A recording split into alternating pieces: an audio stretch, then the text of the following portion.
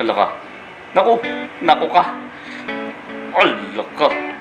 Hala ka dyan!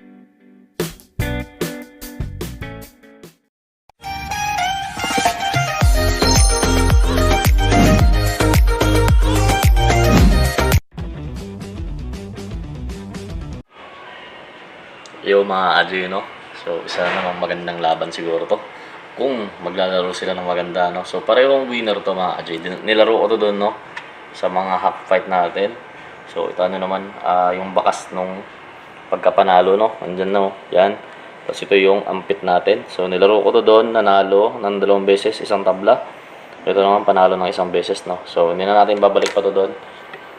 So, pakita ko lang sa inyo yung galaw ng gagamba. Ayan yung picture nandyan naman na. So, nasa sa inyo na lang kung kursonada nyo yung itim or kursonada nyo yung tigre. So, pagalawin ko lang, no? So, ito pa yung tigre, oh. Ayan. Ito yung galaw ng tigre. So, ayan. Medyo mas mahaba ng unti yan. Mas makapal yung paa. Pero kung katawan, dito tayo kung katawan, no? Sa persahan, ito. So, ayan. Oh, magtago na siya. So, para mas makita nyo ng mas maigi, pagalawin natin sa kamay ko. Oh. So, ito yung gagamba.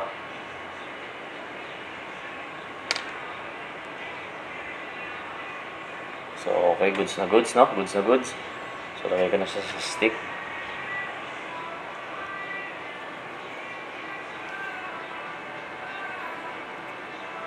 Ito yung winner natin dati, no? Nakita niyo yung maganda lumaro, tigre. So, sana ganun pa rin yung laruan niya ngayon. Ayan yung itim. Para makita nyo lang mga Adjo.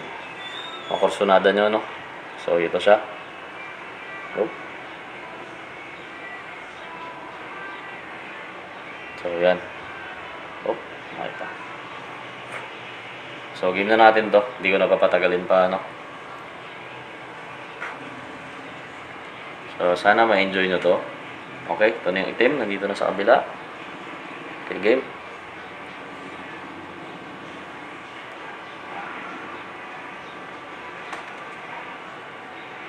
Okay, game.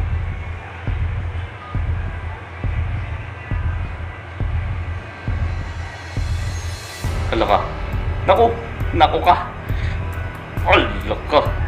Hala ka dyan! Hala ka dyan! Naku! Yay! Napuso na naman. Puso naman. Saan kayo mga ka-idol dyan, mga Adjo? Doon kayo sa tigre o doon kayo sa itim? Parehong winner po natin yan, no? Parehong winner yan. So, makaintindi na lang to kung sinong unang bibigay dito, no? Dali ata yung itim. So, baka nyo na lang mga Adjo.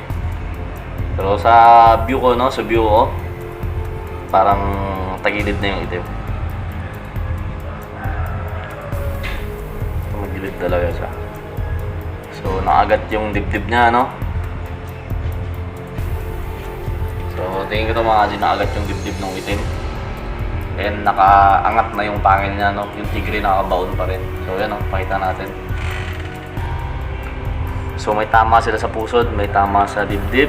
Yung tigre ganun din, nagkapusuran talaga sila. So, pakunatan lang sila, no? Patigasan lang sila.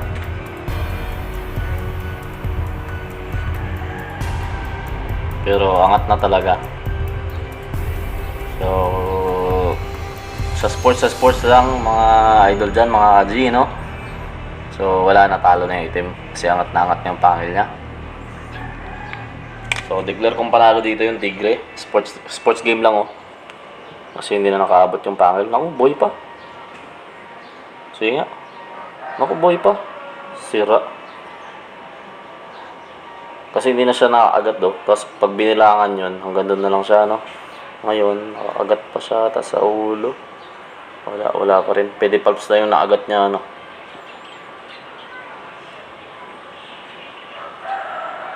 So, tingnan natin.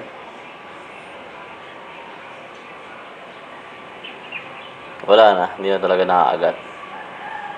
So, tabi ko na to.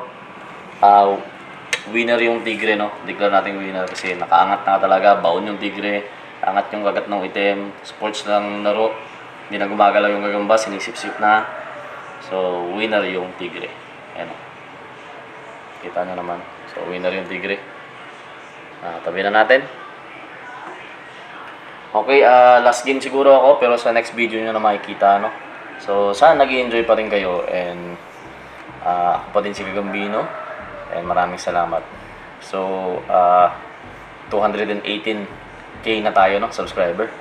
And we are strong, mga ka-G dyan. Solid na magagagamba. So, hindi tayo makarating sa ganito na posisyon natin ngayon. Kung hindi dahil sa inyo na may hilig magagamba, may hilig mag-alaga ng ganito, mahilig maglaro ng ganyan.